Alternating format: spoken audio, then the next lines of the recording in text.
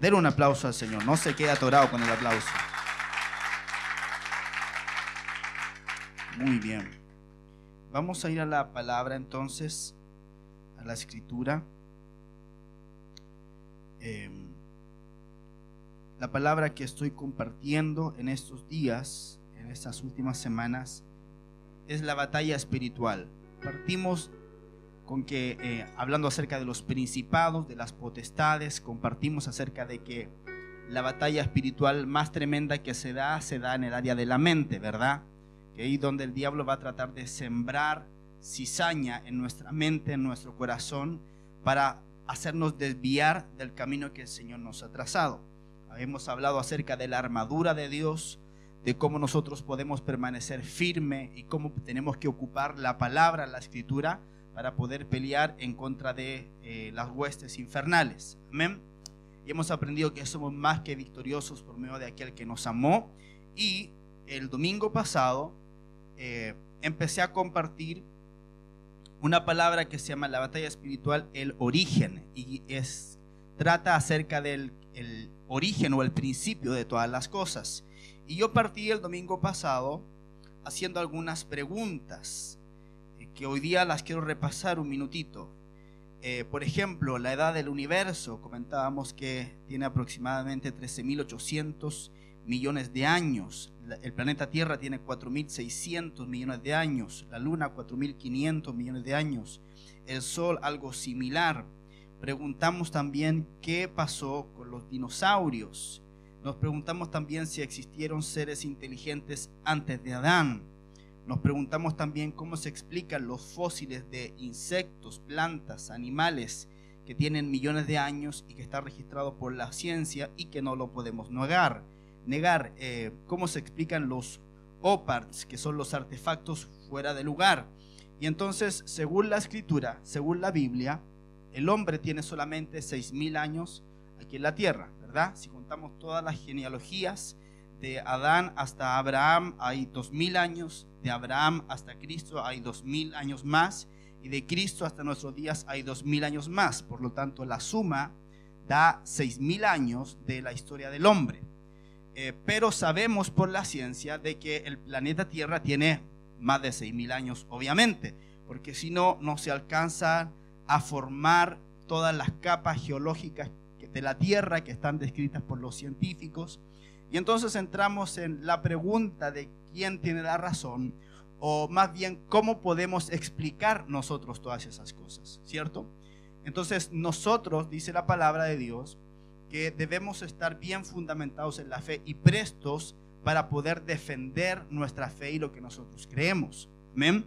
Entonces nosotros no somos un grupito de fanáticos que da ciertas consignas, ¿verdad?, de lo que creemos, y que tenemos lavado el cerebro y que no estamos abiertos a ninguna evidencia científica. Eso no es así, sino que la ciencia, los descubrimientos de la ciencia siempre van a apoyar lo que la palabra dice. Entonces todo lo que la Biblia está escrito en ella solamente va a ocurrir una confirmación de lo que está escrito en la palabra, de manera tal de que si algo no nos calza, lo que tenemos que hacer es escudriñar las escrituras para poder encontrar el fundamento de lo que nosotros creemos y nuestra fe pueda estar más firme todavía. ¿Amén? Porque cuando nosotros entendemos las cosas, la fe viene a afirmarse dentro de nuestro corazón.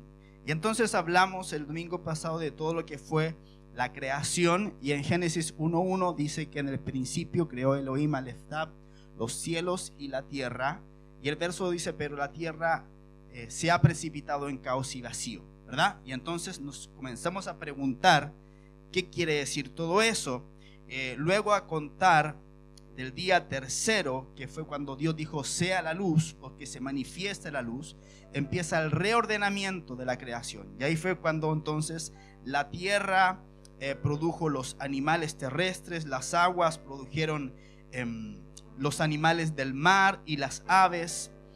¿Qué más? El día sexto ya la producción de ganado y la creación del hombre como la corona de la creación de Dios. Y entonces vimos que existe la palabra crear, que es hacer algo a partir de la nada, y que se ocupaba solamente 3 veces en Génesis, y fue la palabra que se ocupó cuando Dios dijo: en el principio Elohim Aleftab creó los cielos y la tierra. Entonces cielos y tierra fueron creados a partir de la nada.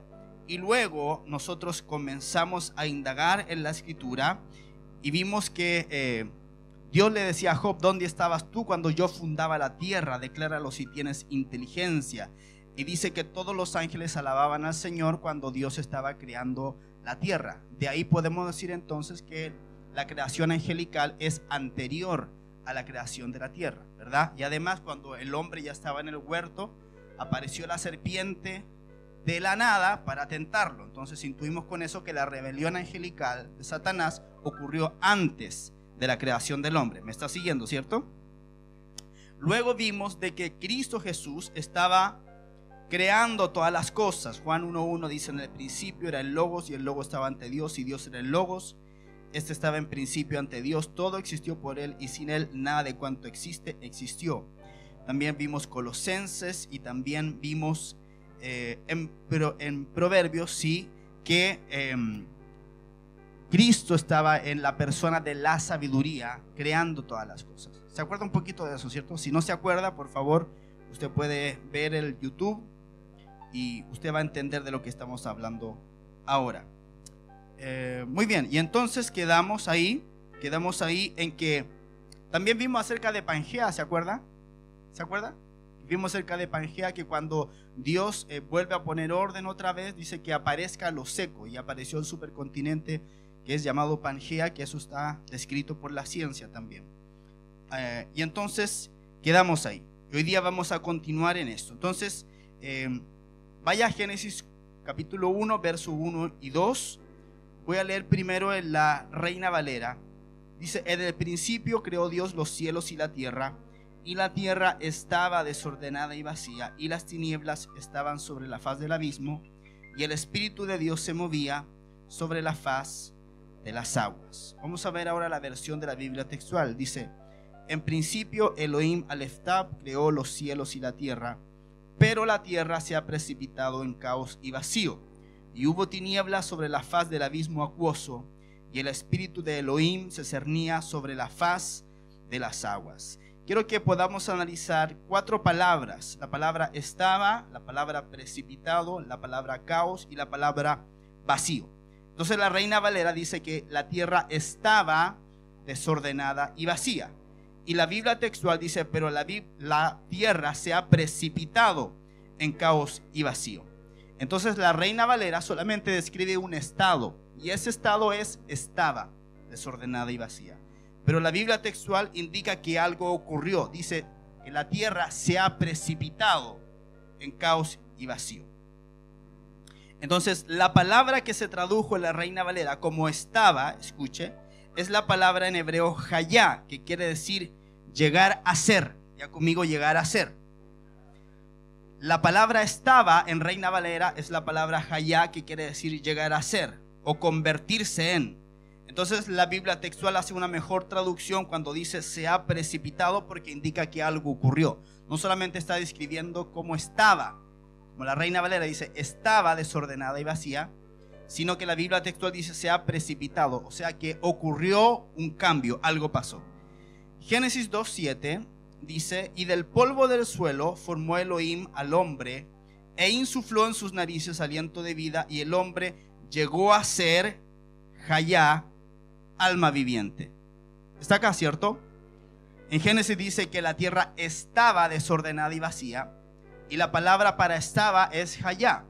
Pero acá en Génesis 2:7 dice: y el hombre llegó a ser, y es la misma palabra, hayá, alma viviente.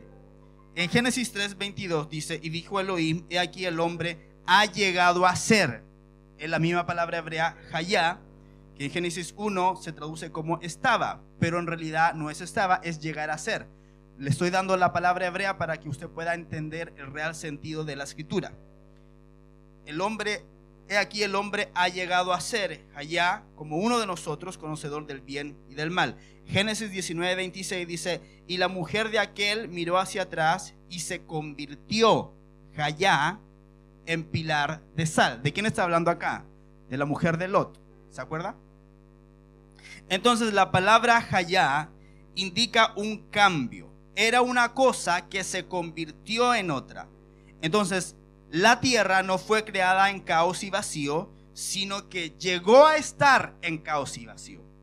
Me sigue el sentido de la escritura, ¿verdad?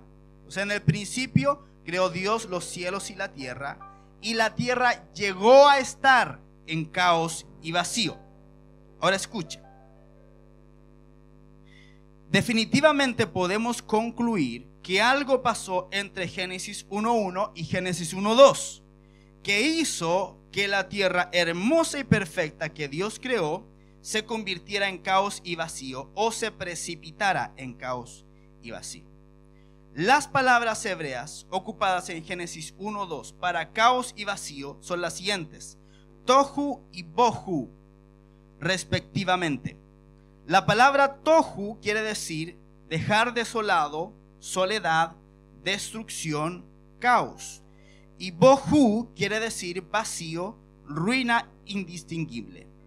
Entonces, una versión amplificada de Génesis 1, versos 1 y 2 sería algo como lo siguiente: en principio Elohim Aleph Tav creó los cielos y la tierra, pero la tierra se precipitó y ha llegado a ser, o se convirtió, en un lugar desolado y destruido, tohu, vacía de seres vivos y en una ruina indistinguible, bohu. Se convirtió en un lugar cubierto de tiniebla y de agua. Diga conmigo tohu, ahora diga bohu. Quiere decir caos y vacío. Eso quiere decir.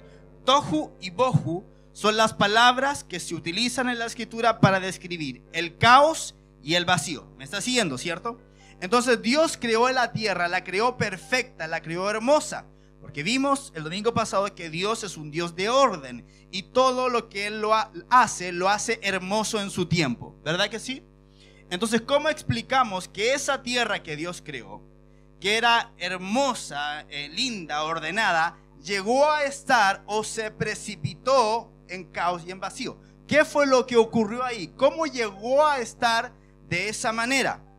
Y entonces las palabras tohu y bohu son caos y vacío. Ahora, mire lo siguiente. Isaías 45, verso 18. Mire, dice: porque así dijo Jehová, que creó los cielos. Él es Dios, el que formó la tierra, el que la hizo y la compuso. No la creó en vano, para que fuese habitada la creó. Yo Jehová, y no hay otro. Aquí dice que el Señor creó los cielos y la tierra, y que con respecto a la tierra, Él la hizo y la compuso. O sea, Él la creó de la nada y después la arregló, la compuso. ¿Está siguiendo? Ahora mire lo que dice Isaías 45, 18 en la Biblia textual. Dice: así dice Yahvé, que creó los cielos. Él es Ha Elohim, que formó la tierra, la hizo y la estableció. Ahora escuche, dice: no la creó para que fuera un caos. Esa palabra caos es la palabra tohu. No la creó para que fuera un caos. La formó para que estuviera habitada, o sea, no vacía. Yo Yahvé, y no hay ningún otro. Entonces Dios aquí en Isaías nos vuelve a decir lo mismo, que Él no creó la tierra ni desordenada ni vacía. ¿Me está siguiendo, verdad que sí? Dice, la creó. La palabra en hebreo es bara, que es crear de la nada. Y la estableció, que es la palabra hebrea kun, que quiere decir arreglar, componer, ordenar, reponer, restablecer. O sea que Dios formó la tierra, la creó y luego la arregló. Y dice que Él no la creó para que fuera un caos. Pero en Génesis 1:2, ¿qué es lo que vemos? Que la tierra se precipitó en un caos. ¿Me está siguiendo? Entonces, en Génesis 1:2 dice que la tierra se ha precipitado en caos y en vacío, tohu y bohu. Y acá en Isaías dice la escritura que Dios creó la tierra, pero que no la creó tohu. Me sigue, ¿verdad? No es chino lo que estoy diciendo. Me estoy dando a entender, ¿cierto? No es chino, en todo caso es hebreo. Entonces, otra vez se está transmitiendo la idea de que la tierra fue creada de la nada, hermosa, ordenada, para ser habitada, y que algo catastrófico pasó que tuvo que ser arreglada, compuesta o restablecida. Mire, queda más claro todavía en la versión Nueva Traducción Viviente de Isaías 45. Dice: pues el Señor es Dios, Él creó los cielos y la tierra y puso todas las cosas en su lugar e hizo el mundo para ser habitado. Escuche, no para que fuera un lugar vacío y de caos. Yo soy el Señor, afirma, y no hay otro. ¿Qué fue entonces lo que ocurrió? Dijimos que hoy día íbamos a aprender qué fue lo que pasó, qué fue lo que ocurrió. Ahora escuche, hay evidencia de la existencia de un mundo preadámico que sufrió los efectos de un juicio decretado por Dios. Moisés, Ezequiel, Jeremías, Isaías, Jesús, Pedro, Pablo y Juan enseñan sobre este tema. Entonces Dios es un Dios de orden, ¿verdad? No tiene ningún sentido que creara la tierra y que inmediatamente después estuviera en caos y vacío. Entonces algo pasó y quedó así. Y veamos qué es lo que ocurrió entonces en lo que se llama la eternidad pasada. Ezequiel capítulo 28 versículo 11 en adelante. Dice: vino a mí palabra de Yahvé diciendo: hijo de hombre, entona endechas sobre el rey de Tiro y dile: así dice Adonai Yahvé, tú eras el sello de la perfección, lleno de sabiduría y acabado de hermosura. En Edén, en el huerto de Elohim estuviste. De toda piedra preciosa era tu vestidura, de cornerina, topacio, jaspe y crisólito, de berilo y ónice, zafiro y carbunclo, de esmeralda y de oro. Los primores de tus panderos y flautas estuvieron preparados para ti en el día de tu creación. Verso 14. Tú, querubín ungido, protector, yo te constituí para esto. En el santo monte de Elohim estuviste. En medio de las piedras de fuego te paseabas. Perfecto eras en todos tus caminos desde el día que fuiste creado hasta que se halló en ti maldad. A causa de la amplitud de tus contrataciones, fuiste lleno de iniquidades y pecaste. Por tanto, yo te degrado del monte de Elohim y te destruyo, oh querubín protector, de en medio de las piedras del fuego. A causa de tu hermosura se enalteció tu corazón. A causa de tu esplendor corrompiste tu sabiduría. Yo te arrojo por tierra y delante de los reyes te pondré por espectáculo. Con la amplitud de tus maldades y con la iniquidad de tus contrataciones profanaste tus santuarios. He aquí yo hago brotar en medio de ti un fuego para que te consuma, y te reduzco a ceniza sobre la tierra a ojos de todos los que te observan. Todos los que te conocieron entre los pueblos se asombrarán de ti, espanto serás y para siempre dejarás de ser. Analicemos de quién está hablando acá en este pasaje. Evidentemente no está hablando de un ser humano, ¿verdad? Está hablando acerca del rey de Tiro. Dice: levanta endecha sobre el rey de Tiro. Pero cuando uno empieza a leer más allá, nos podemos dar cuenta que no está hablando de un ser humano. ¿Por qué? Porque le dice que era el sello de la perfección, lleno de sabiduría y acabado de hermosura. No existe un hombre así. Luego mire lo que le dice. Dice: es que estaba en Edén, en el huerto de Dios. Ahora mire, este Edén es diferente al Edén de Adán. Podemos decir entonces que el dominio o reinado de este ser espiritual estaba en el planeta Tierra, porque dice que en el monte de Elohim estuviste. Y cada vez que en la escritura se dice monte de Dios o monte de Elohim, está hablando de un monte terrenal, no está hablando de un monte celestial. ¿Me está siguiendo? Amén. Entonces dice que estaba en Edén, en el huerto de Dios. Este Edén es diferente al Edén de Adán.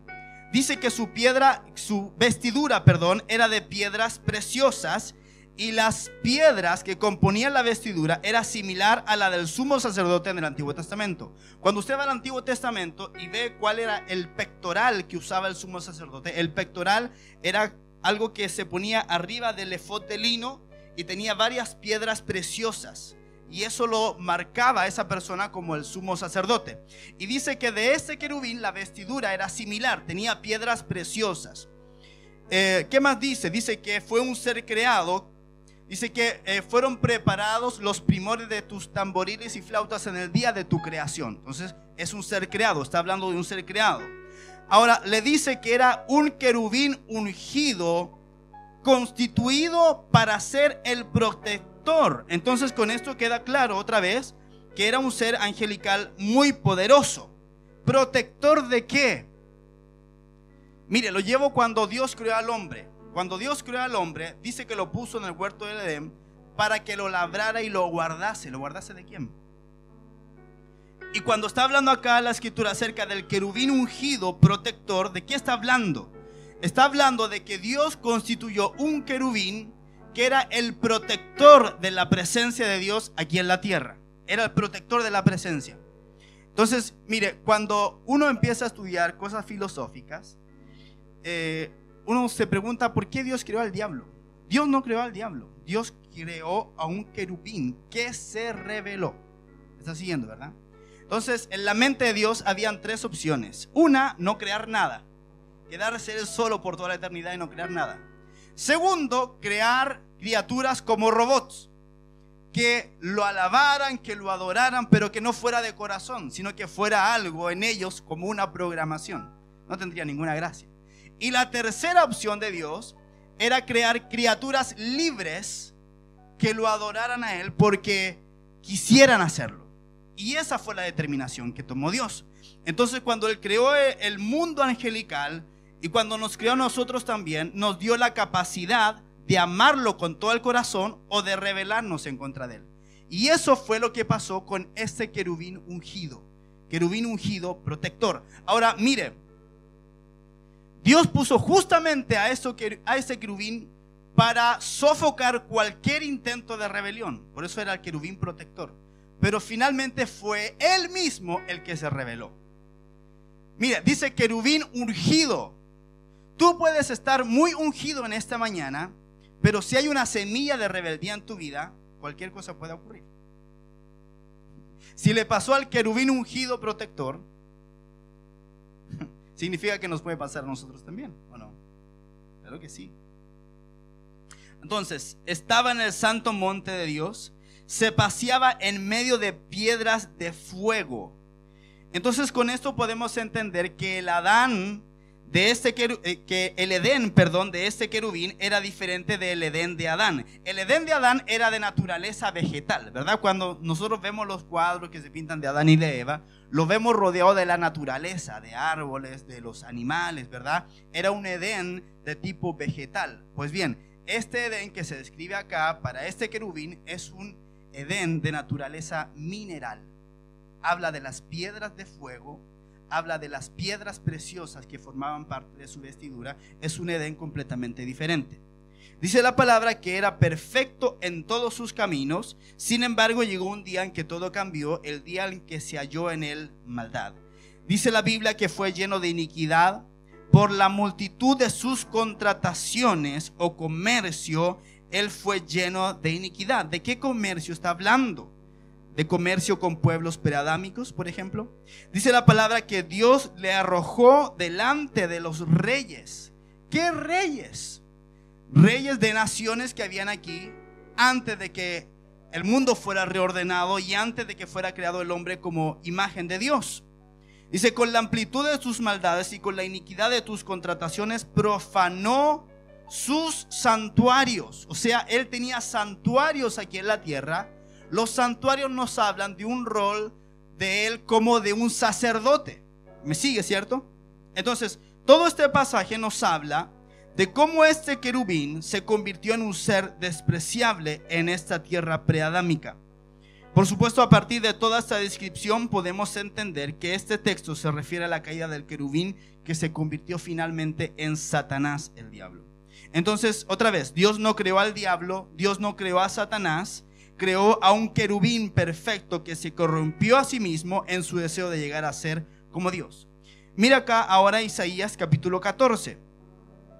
Dice, ¿cómo caíste de los cielos, oh lucero de la mañana, tú que das órdenes a todas las naciones, fuiste abatido a la tierra. Tú que a causa del acto traidor dijiste dentro de ti, subiré a los cielos. ¿Qué dijo él?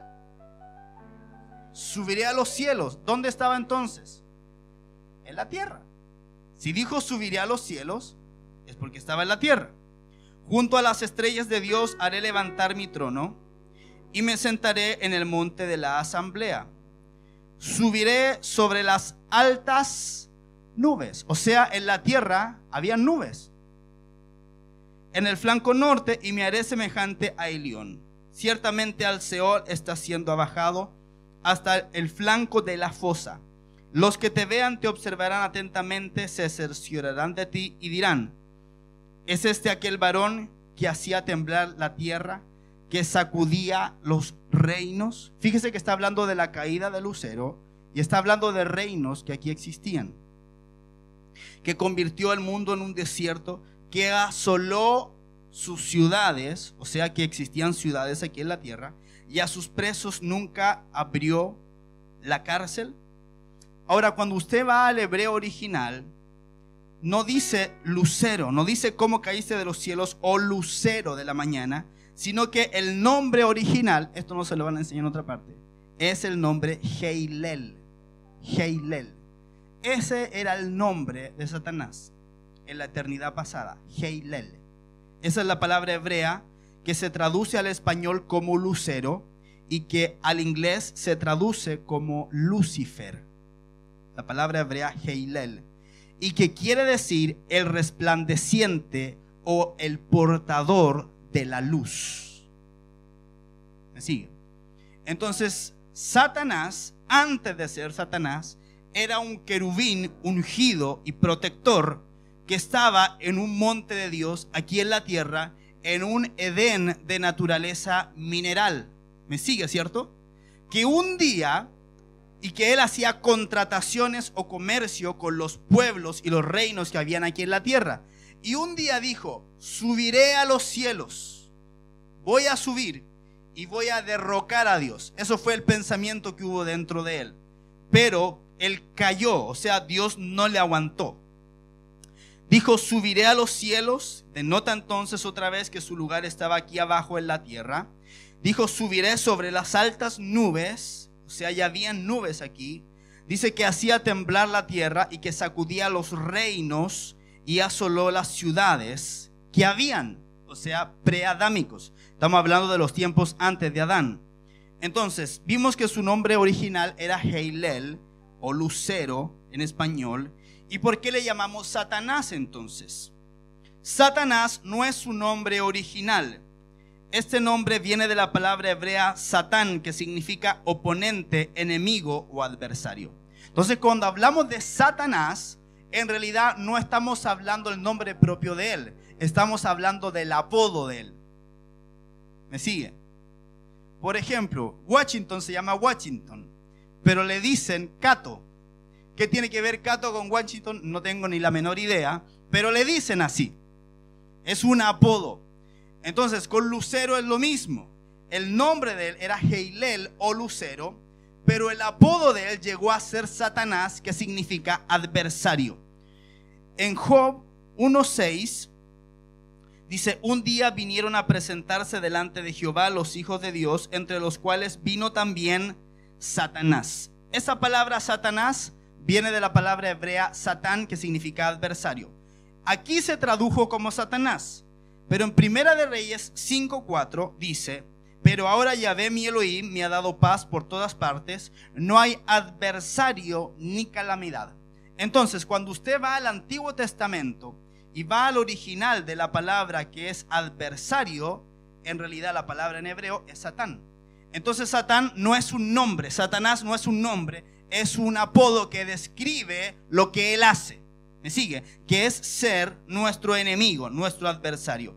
La misma palabra Satán aparece en 1 Reyes 11:14, en 1 Samuel 29:4 y significa entonces adversario.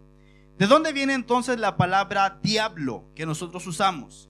La palabra diablo viene del griego diabolos y significa calumniador o acusador. En Mateo 4:1 dice: entonces Jesús fue impulsado por el Espíritu a subir al desierto para ser tentado por el diablo. O la palabra griega ahí es diabolos. Entonces esa misma palabra diabolos la encontramos en Juan 6:70, 1 Timoteo 3:14. Entonces, escuche, esta rebelión de Lucero o Hillel ocurrió en la eternidad pasada. Esta eternidad pasada va desde el principio, cuando dice, en principio creó Dios los cielos y la tierra, va hasta el momento traumático en que hubo iniquidad, rebelión, pecado y juicio. Entonces, pueden haber transcurrido cientos, miles o millones de años. Todo esto ocurrió antes de la restauración de la tierra, que parte en el día 1 en Génesis. ¿Me está siguiendo? Se le estoy hablando acerca de la eternidad pasada. Entonces, en este periodo, Dios se manifestó ejerciendo su voluntad y su autoridad a través de ese ser perfecto llamado Lucero o Hillel. Hay un teólogo que se llama Donald Gray Barnhouse que nos dice lo siguiente, escuche, dice: el mayor de todos los seres creados fue puesto en el gobierno divino como gobernador sobre toda la creación de Dios. Antes de su caída, se puede decir que ocupaba el cargo de primer ministro de Dios, gobernando posiblemente todo el universo, pero con seguridad este mundo aquí en la tierra. Él era el encargado de ejercer la autoridad delegada de Dios sobre toda la creación. Dice que lo que lo hizo caer fue la multitud de sus contrataciones.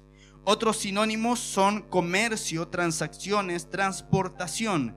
Estas palabras nos sugieren entonces un intercambio. Contrataciones sugiere comercio e intercambio. El comercio es un intercambio. Por ejemplo, yo entrego una cantidad de dinero y obtengo el producto que deseo.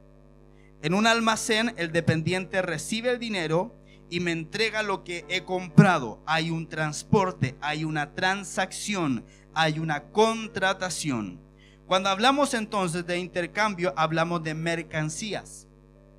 ¿Qué mercancías podrían constituir el objeto del comercio o transacciones de Lucero? ¿Qué posible intercambio podría realizarse entre el creador y su creación? Este mismo teólogo Gray Barnhouse afirma que las mercancías consistían, escuche, en la autoridad de Dios y la adoración del universo de criaturas creadas hacia el Creador. Por su posición en el santo monte de Dios, entendemos que Lucero tenía el lugar de la máxima autoridad sobre la creación.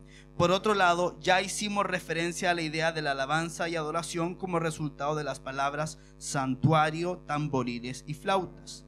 Concluimos entonces que mientras Lucero ejecutaba el intercambio propio de su sacerdocio, recibía de Dios la autoridad delegada y la ejercía sobre el resto de la creación al tiempo que administraba la adoración que era ofrecida al Creador.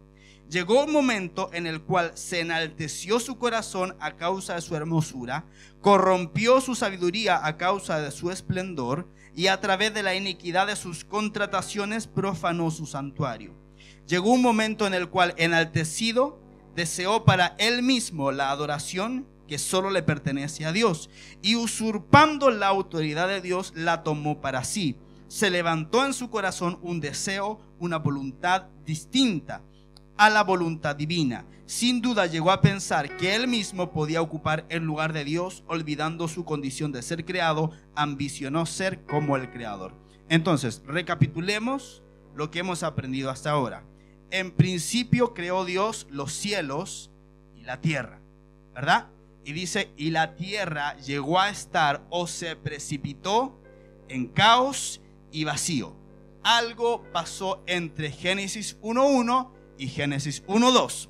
Cuando vemos toda la escritura, nos encontramos que la creación angelical es anterior a la creación terrenal. Y cuando vemos al hombre aquí en la tierra, ya vemos que Satanás ya estaba, porque lo fue a tentar tomando la forma de la serpiente, ¿verdad? Entonces, cuando vemos acá en la escritura, en Isaías y en Ezequiel, cuando leemos acerca de la caída del lucero, nosotros podemos entender que antes de la creación que nosotros vemos ahora, hubo una creación anterior, con pueblos y con naciones. Dice la escritura, yo no le estoy inventando nada, ¿verdad? Dice la escritura acá. Y entonces Lucero o Heilel era el sumo sacerdote que había en ese entonces aquí en la tierra, que había recibido la autoridad de parte de Dios para gobernar todo el planeta. Entonces dice la palabra que por la multitud de sus contrataciones, él se rebeló en contra de Dios. Él había sido puesto como el sumo sacerdote en la tierra, y entonces él entregaba toda la adoración a Dios. Y dijo, wow, todos estos pueblos que están adorando y que vienen a mí, que soy el sumo sacerdote, esta adoración yo la quiero para mí. Y ahí fue cuando él dijo, entonces ahora subiré a los cielos.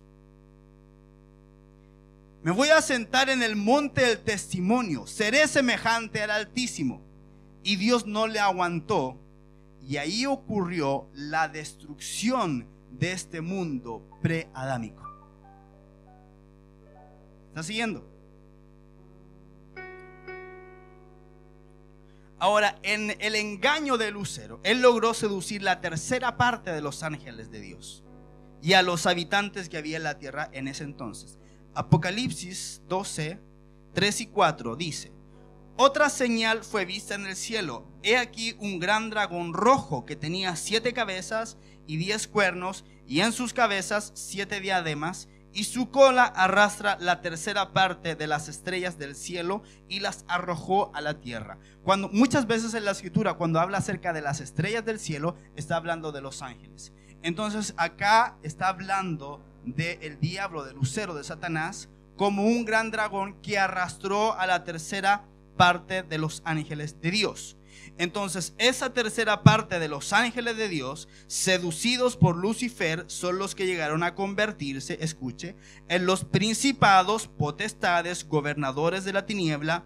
Estos son los ángeles caídos, ¿verdad? El apóstol Pablo nos enseña que nuestra lucha no es contra carne y sangre, sino que contra principados, potestades, gobernadores de las tinieblas, huestes espirituales de maldad en las regiones celestes. ¿De dónde salieron? De ahí salieron. Son la tercera parte de los ángeles que se rebeló junto con Lucifer. Ahora nosotros somos mayoría porque la tercera parte se rebeló, pero 2/3 partes no se rebelaron. Esos son los ángeles de Dios que nos ayudan a nosotros en la oración, que son los que se mueven en los ambientes espirituales para ejecutar la palabra de Dios. Amén. Ahora, escuche, esto es muy interesante. Los habitantes de la tierra preadámica son los que llegaron a convertirse en lo que Pablo denomina las huestes espirituales de maldad, o demonios, o espíritus inmundos. Son espíritus que tuvieron su inicio en la tierra y por eso permanecen vagando sobre ella. ¿Cómo entonces podemos diferenciar entre estos dos tipos de seres espirituales? Ángeles caídos y demonios, porque no son la misma cosa. Escuche. Los ángeles caídos, al igual que los ángeles leales a Dios, tienen un cuerpo espiritual de una naturaleza distinta al de los cuerpos humanos naturales. Por lo tanto, no necesitan meterse dentro de un cuerpo físico para manifestarse, sino que ya tienen un cuerpo celestial.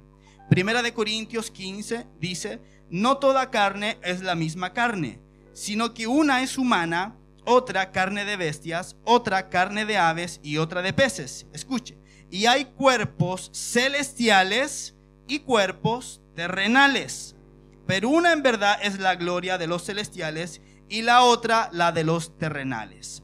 Entonces, cuando Dios creó la creación angélica, les dio cuerpos celestiales o espirituales. Cristo Jesús hoy día tiene un cuerpo celestial. El cuerpo que tiene Cristo, con el cual Él resucitó, porque el apóstol Pablo habla, dice que se siembra cuerpo terrenal, resucita un cuerpo espiritual o celestial. Quiere decir que es de una sustancia diferente a la carne que nosotros tenemos hoy en día. Entonces Jesús, con ese cuerpo celestial, Él podía atravesar las murallas. ¿Se acuerda cuando estaban los discípulos reunidos y Jesús se aparece en medio y les dice: paz a vosotros? Pasa a vosotros, yo hubiera estado muerto de miedo si llega y se me aparece el Señor ahí. Y luego le dice, pero mírense, aquí tengo las marcas de los clavos en mis manos, en mi costado. Ustedes pueden ver, es un cuerpo de una naturaleza celestial, porque la palabra dice que carne y sangre no pueden heredar el reino de Dios. Pero Jesús dijo, miren mis manos, miren mis pies, que es de carne y tengo huesos, dijo, pero era de una materia diferente. ¿Me está siguiendo, cierto? Entonces los ángeles también tienen cuerpos celestiales. Cuando usted lee, por ejemplo, habla después de unos ángeles que abandonaron su propia morada. Eso está en Génesis 6. Y el apóstol Pedro habla de eso también. Hubo una segunda rebelión angélica, que no le voy a hablar mucho de eso porque si no se me va a confundir. Pero si usted quiere adentrarse en eso, lea Génesis 6. Dice que hubieron unos ángeles que se rebelaron y tuvieron relaciones sexuales con las mujeres y que tomaron cuerpos terrenales.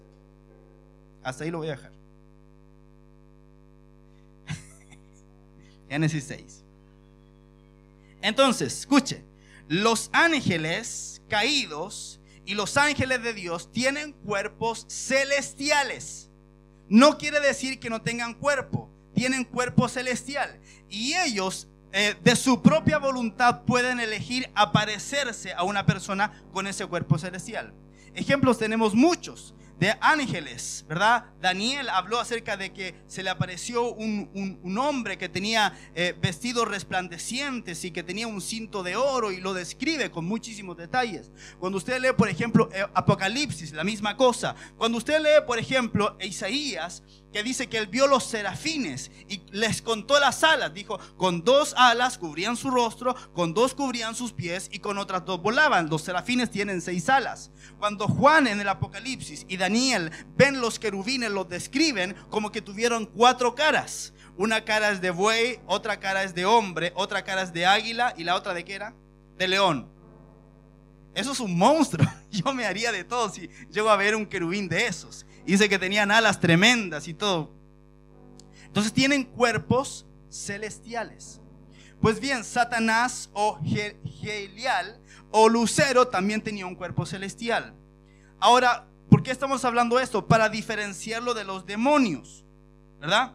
Entonces los ángeles caídos tienen un cuerpo espiritual, pero los demonios o espíritus inmundos no tienen cuerpo. Escuche. Y necesitan estar dentro de un cuerpo. De lo contrario, vagan todo el tiempo sin encontrar reposo. Ahora, mire esta pregunta. ¿Por qué los espíritus inmundos o demonios necesitan un cuerpo para tener reposo? Porque un día tuvieron uno. ¿Por qué cuando salen de un hombre andan por lugares secos? Mire, Mateo 12 dice, ahora bien, está hablando Jesús acá. Cuando el espíritu inmundo sale del hombre, se va por lugares secos buscando reposo, pero no lo halla. Y dice, volveré a mi casa de donde salí, y al llegar la halla desocupada, barrida y puesta en orden. Entonces va y toma consigo otros 7 espíritus peores que él mismo, y habiendo entrado, moran allí. Y el estado final de aquel hombre llega a ser peor que el primero. Así también acontecerá a esta generación perversa. Ahora, cuando usted lee, por ejemplo, en Génesis 6,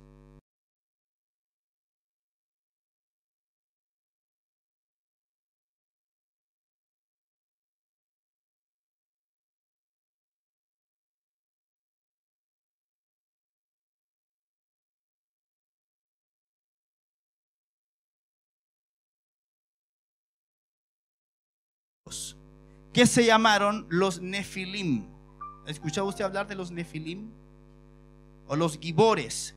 Y dice la palabra que esos son los héroes de la antigüedad.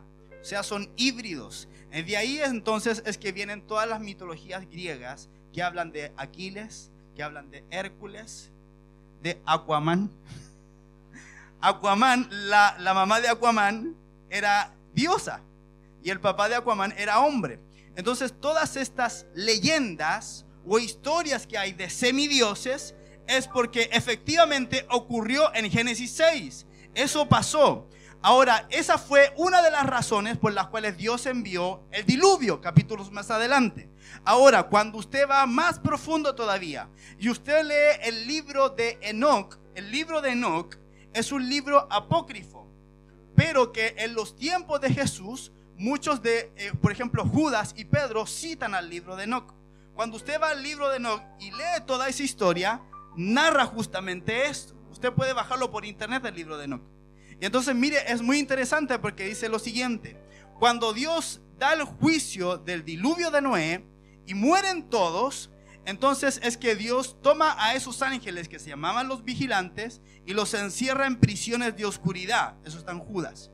¿Y qué pasó entonces con los demás habitantes? Todos murieron. ¿Y qué pasó con estos híbridos que eran los Nefilim? También murieron. Y entonces cuando usted lee ese libro, dice ahí que Dios estableció una sentencia. Entonces esos híbridos que murieron iban a quedar en la tierra vagando. Entonces, a partir de eso, y además lo que estamos estudiando acá en la escritura, podemos determinar que los demonios son producto de los seres preadámicos que habían acá en la tierra y murieron, y los nefilim que hubieron después y también murieron. ¿Me está siguiendo, cierto? Entonces, principados, potestades, gobernadores de las tinieblas son ángeles caídos, pero las huestes espirituales de maldad son demonios o espíritus inmundos, que son seres que pudieron haber sido nefilim o bien habitantes del mundo preadámico, que murieron y sus espíritus quedaron vagando. ¿Por qué necesitan meterse en un cuerpo? Porque un día tuvieron un cuerpo. ¿Y por qué dice que andan por lugares secos buscando reposo? Bueno, porque los habitantes de la tierra preadámica fueron destruidos por un diluvio y los nefilim también. Entonces le tienen miedo al agua. ¿Estoy hablando en serio? Andan por lugares secos los espíritus inmundos o demonios buscando reposo y no hallan. Entonces, hasta este punto tenemos que Heilel o Lucifer se rebeló contra Dios junto a la tercera parte de los ángeles y los habitantes de la tierra preadámica. Y entonces es aquí que Dios decide destruir esa primera tierra para luego volver a crear un nuevo mundo y establecer un nuevo dominador creado a imagen y semejanza de Dios, que es el hombre. Ahora, en Salmos, escuche, y en Jeremías, escuche, está descrito el juicio que Dios hizo en contra de ese mundo preadámico. Salmo 18, versos 7 al 15. Ahora léalo con los anteojos de todo lo que le he estado enseñando, ¿ok? Salmo 18, 7 al 15, dice: entonces fue estremecida y tembló la tierra, y los cimientos de los montes temblaron y fueron sacudidos, porque él se enfureció. Está hablando de Dios. De su nariz sale una humareda y de su boca un fuego consumidor. Ascuas de fuego se encendían en él. Inclinó los cielos y descendió con una densa tiniebla bajo sus pies. Escuche, cabalgó contra querubín. ¿Lo está leyendo? Cabalgó contra querubín. ¿Quién? Dios cabalgó contra querubín. ¿Qué querubín? El querubín protector, lucero, Gelial. Voló y se precipitó en las alas del viento. Puso tiniebla por escondedero, con su pabellón en derredor suyo. Oscuridad de aguas. ¿Se acuerda cómo quedó la tierra en Génesis 1:2? Cubierta de agua, y el Espíritu de Dios se movía sobre la faz de las aguas. Oscuridad de aguas, densa nube de los cielos, por el resplandor de su presencia. De las densas nubes brotaron granizo y ascuas de fuego. Yahvé tronó desde los cielos. Elión dio su voz. Granizo y ascuas de fuego. Envió sus saetas y los dispersó, y muchos relámpagos y los enloqueció. A tu reprensión, oh Yahvé, al furioso resoplar de tu nariz, se hicieron visibles los abismos del mar y se descubrieron los cimientos del universo. ¡Qué tremendo! No está hablando poesía, David. Está narrando algo que ocurrió.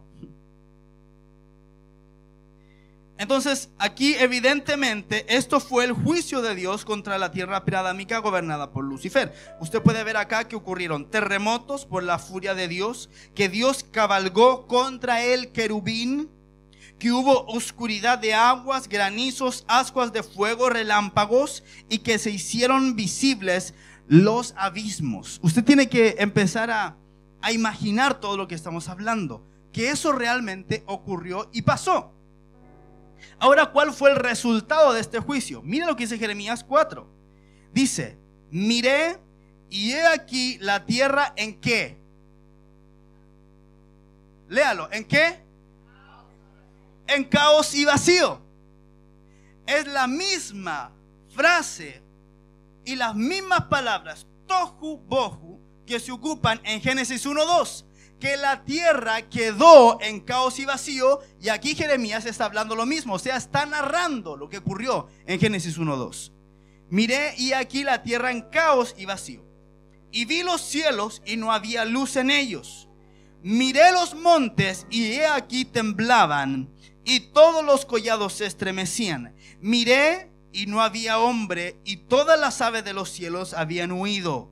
Miré y he aquí la tierra fértil era un desierto, y todas sus ciudades destruidas ante la presencia de Yahvé, ante el ardor de su ira, porque así dice Yahvé: toda esta tierra será asolada, aunque no haré una destrucción completa. La tierra se enlutará y los cielos arriba se oscurecerán, pues he hablado, lo he pensado y no cambiaré de parecer ni desistiré de ello. Aquí Jeremías, mire lo que está narrando, describiendo la tierra después del terrible juicio de Dios, en caos, en vacío, en destrucción y en oscuridad. Narra exactamente lo mismo que está en Génesis 1 y 2.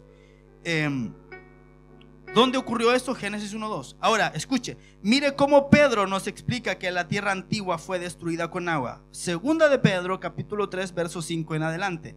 Escuche, dice: porque intencionalmente les está oculto esto, que hace mucho tiempo existían unos cielos y una tierra que, sacada de agua, ha sido preservada a través de agua por la palabra de Dios, escuche, por la cual el cosmos de entonces se destruyó, inundado en agua.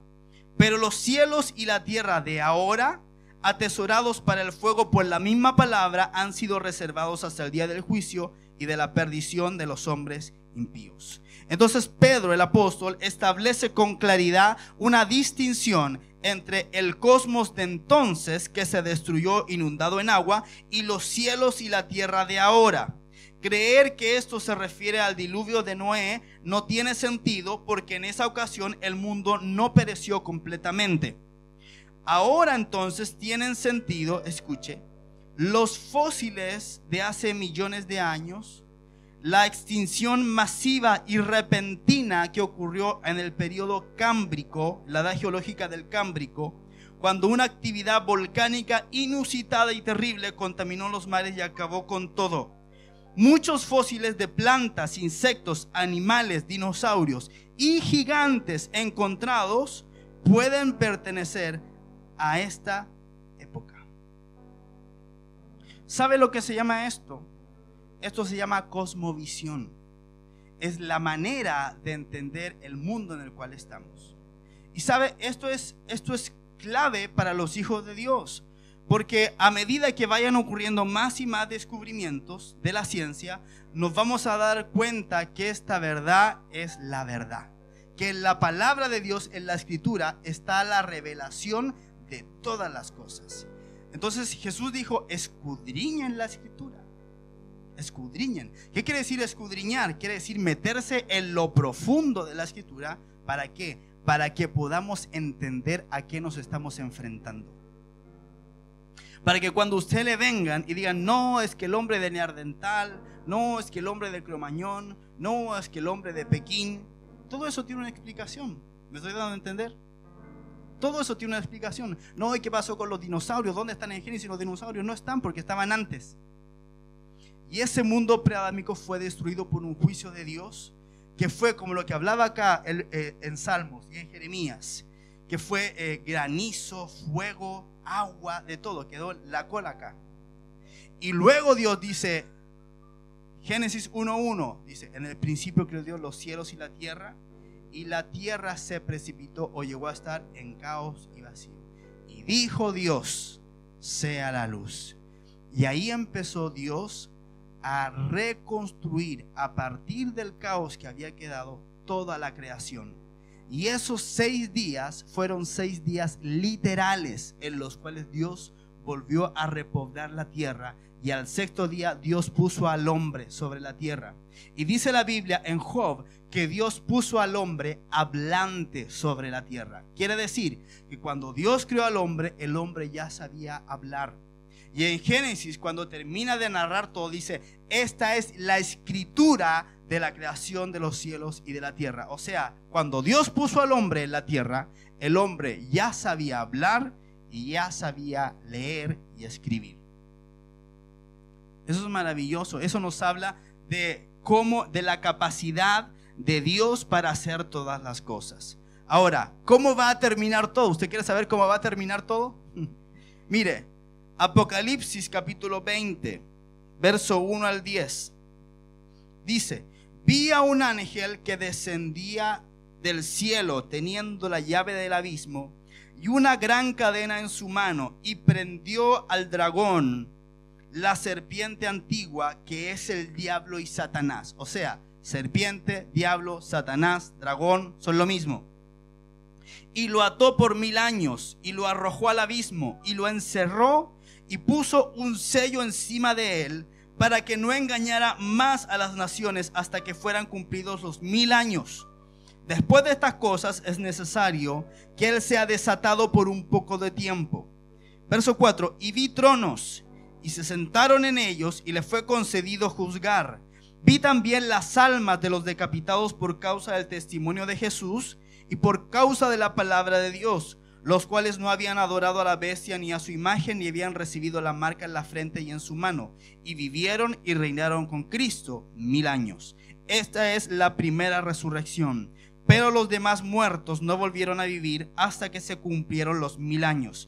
Bienaventurado y santo el que tiene parte en la primera resurrección.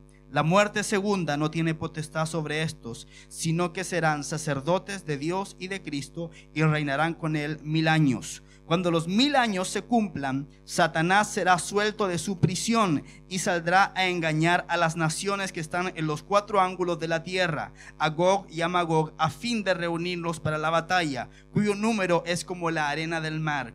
Y subieron sobre la anchura de la tierra y rodearon el campamento de los santos y la ciudad amada. Pero descendió fuego del cielo y los devoró.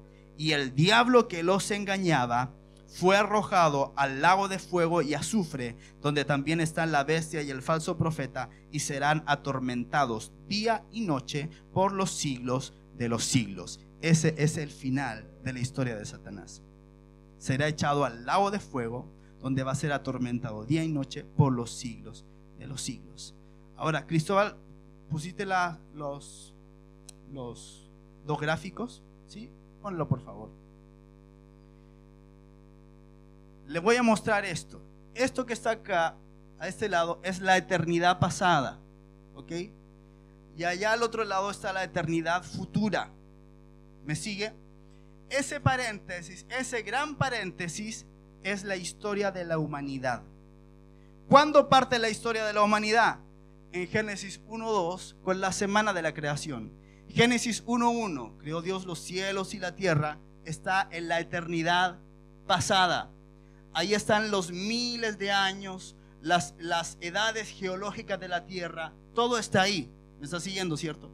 Ahí está la creación primera. Ahí está donde Heilel o Lucero fue puesto como gobernador de la tierra. Ahí había naciones en la tierra. Ahí fue cuando estuvieron los dinosaurios en la tierra. Y entonces Satanás se rebeló.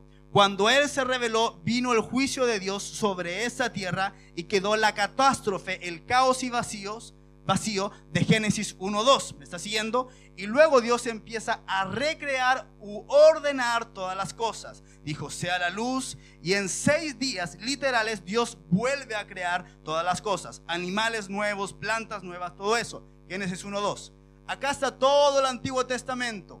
Luego viene Cristo, ¿verdad? Muere en la cruz y está el Nuevo Testamento y el tiempo de la iglesia. Luego va a venir el Señor. Está pronta la venida de Cristo. ¿Cuántos me dicen amén? Cristo viene pronto. Luego que Cristo venga por su iglesia, que es la primera etapa del arrebatamiento, viene Cristo, nos va a tomar a la iglesia, nos va a llevar. Aquí en la tierra va a quedar la embarrada. Es la gran tribulación. La iglesia no pasa por la gran tribulación. Ahí es cuando se manifiesta el anticristo, el falso profeta y todo eso, ¿verdad? Y luego, ¿qué es lo que ocurre? El milenio. Cristo viene, luego de 7 años de gran tribulación, Cristo viene con nosotros, con su iglesia, a reinar. Y empieza lo que se llama el milenio. Apocalipsis 20:10 fue lo que leímos recién. Entonces va a venir un ángel grande, va a atar al diablo y lo va a encerrar en el abismo por 1000 años. Lo leímos recién, ¿se acuerda?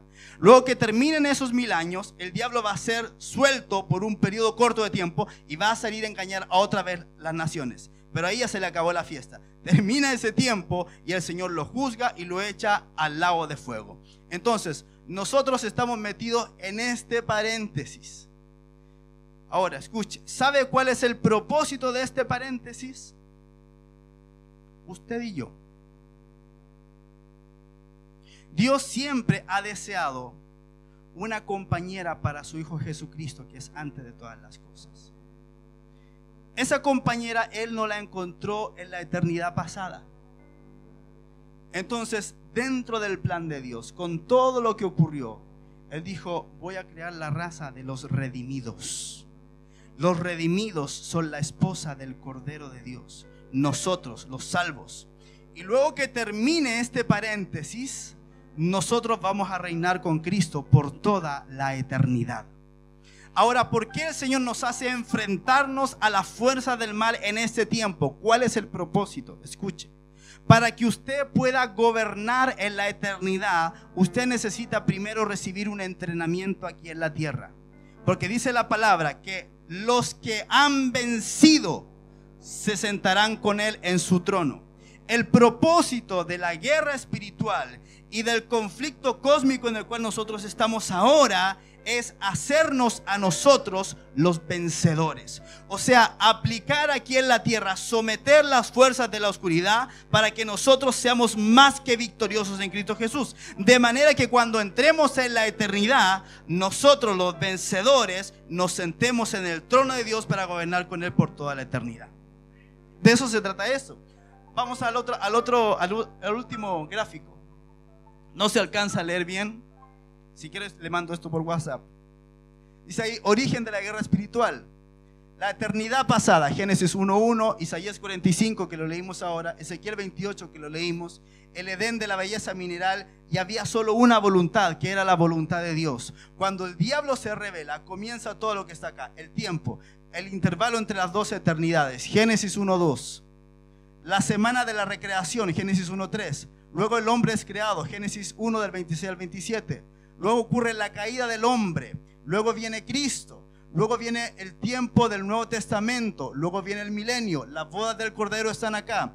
En este periodo de tiempo hay dos voluntades. En el periodo de la eternidad pasada había solamente una voluntad, la voluntad de Dios.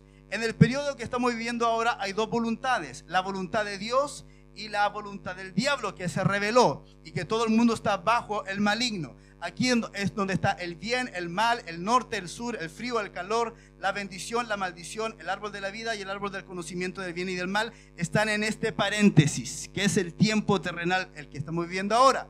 Pero luego viene la eternidad. Apocalipsis 21, Apocalipsis 22, la nueva Jerusalén. Y mire qué curioso. La nueva Jerusalén la describe en términos de una belleza mineral. ¿Se acuerda que las 12 puertas de la gran ciudad son 12 piedras preciosas y que el muro es de jaspe y todo eso? ¿Cómo es esto? Todo comenzó con un Edén de belleza mineral y va a terminar con una nueva Jerusalén de belleza mineral también, donde otra vez va a existir solamente una voluntad, la voluntad de Dios, porque el diablo va a estar en el lago de fuego por los siglos de los siglos. Esto que usted ve acá es la historia del principio hasta el final. ¿Y sabe por qué Dios quiere que usted la sepa? Porque quiere que usted tenga identidad de usted, de quién usted es en Cristo Jesús. Usted no es un pobrecito, usted no es un hijo del diablo, usted es un hijo de luz. Y cuando usted entiende quién es, que usted ha sido creado desde la eternidad, que Dios desea que usted sea un vencedor, usted deja atrás la depresión, usted deja atrás los sentimientos de inferioridad, y usted empieza a entender que usted es un hijo amado por Dios, que Dios lo quiere hacer victorioso, bendecido, y que lo que usted está viviendo ahora, escuche, es solamente el comienzo de una eternidad grandiosa con Cristo Jesús. Póngase de pie, vamos a orar al Señor.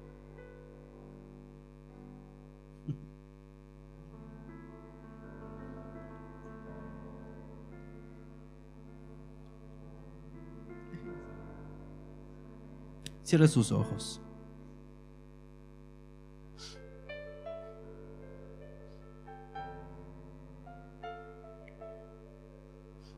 Padre, tú eres tan grande y tan poderoso, Señor. Y de verdad, cosa que ojo no vio, ni oído oyó, ni ha subido en corazón de hombre, son las que tú has preparado para aquellos que te amamos, Señor. Y yo quiero darte gracias por esta palabra, porque aunque yo sé que es una palabra difícil de digerir y de poder entender, y que probablemente hay muchas cosas que se nos escapan, Señor, podemos entender la generalidad de la historia en la cual estamos insertos y en la cual estamos viviendo. Padre, yo te ruego, Señor, en el nombre de Jesús, que a contar de este día nuestra manera de pensar pueda cambiar, que ya no nos veamos más como un puntito miserable, Señor, que ya no nos veamos más como una persona pecadora, como una persona llena de vicios, como una persona llena de enfermedad. Señor, que nos podamos visualizar como esos hijos de Dios que tú visualizaste antes de la fundación del mundo, para los cuales tú ya habías elegido destinar tu reino. Padre, en el nombre de Jesús de Nazaret, yo te ruego que esta palabra la podamos mascar, digerir, Señor, que nuestro espíritu se pueda alimentar verdaderamente de esto, para que podamos entender a qué tú nos has llamado, cuál es la fuerza de tu poder tan grande en nosotros, Señor. Ahora podemos entender por qué el diablo nos odia tanto, por qué las tinieblas nos odian tanto, Señor, porque tú nos creaste para gobernar sobre todo ese imperio de maldad, para someter las puertas del Hades en el nombre de Jesús de Nazaret, para libertar todos aquellos que están cautivos a voluntad de las tinieblas. Padre, yo te ruego que tú levantes en camino de vida un pueblo victorioso, seguro de quienes son en Cristo Jesús, que puedan levantarse en contra de toda oposición, de toda potestad, principado, entendiendo que mayor es el que está en nosotros que el que está en el mundo. Que aunque Satanás pudiera ser un querubín poderoso, mayor eres tú que estás en nosotros. Y tú nos has dicho, Señor, que toda potestad y autoridad tú le has dado a la iglesia. Por tanto, podemos ir y hacer discípulos a todas las naciones, bautizándolos en tu nombre. Padre, yo ruego, Señor, que esta iglesia se levante como una iglesia poderosa, vencedora, segura de quién es en Cristo Jesús, para someter a todo principado, a toda potestad y autoridad espiritual, Señor, que venga en contra de nosotros. Podamos levantarnos con las armas de nuestra milicia, que tu palabra dice que no son carnales, sino que son poderosas para destrucción de toda fortaleza. Padre, te damos gracias en esta hora, Señor amado. Te bendecimos y te adoramos. Gracias porque nos has revelado quiénes somos en Cristo Jesús. Nos has revelado nuestro lugar en la historia. Nos has dicho de dónde venimos y hacia dónde vamos. Y yo te ruego que ese sentido de destino y de propósito, Señor, en nuestro corazón sea afirmado, para que avancemos más allá, Señor, para que conquistemos naciones para Cristo Jesús, ejerciendo la autoridad y el dominio que tú nos has dado. Padre, te damos gracias, te adoramos, Señor, te bendecimos, te exaltamos. Gracias porque Cristo venció en la cruz las tinieblas, venció la enfermedad. Señor, toda oposición fue vencida y fue sometida en la cruz del Calvario. Y gracias a la cruz nosotros somos más que victoriosos. Padre, te alabamos, te bendecimos, Te exaltamos, Señor amado, en ese día. Padre, que las vendas que se han quitado en esta mañana por la revelación de tu palabra nunca más vengan a estar sobre nuestros ojos, sino que entendamos de una vez por todas quiénes somos en Cristo Jesús. Hijos de Dios, hijos del Altísimo Dios, llenos de poder y llenos de autoridad en el cielo y en la tierra, porque nuestro hermano mayor, Jesucristo, pagó el precio en la cruz para que fuéramos victoriosos. Padre, gracias. Padre, gracias. Padre, gracias. En el nombre de Jesús. Amén. Amén. Amén. Dele un aplauso al Señor Jesús. Te adoramos, Jesús. Gracias, Padre. Gracias, Señor.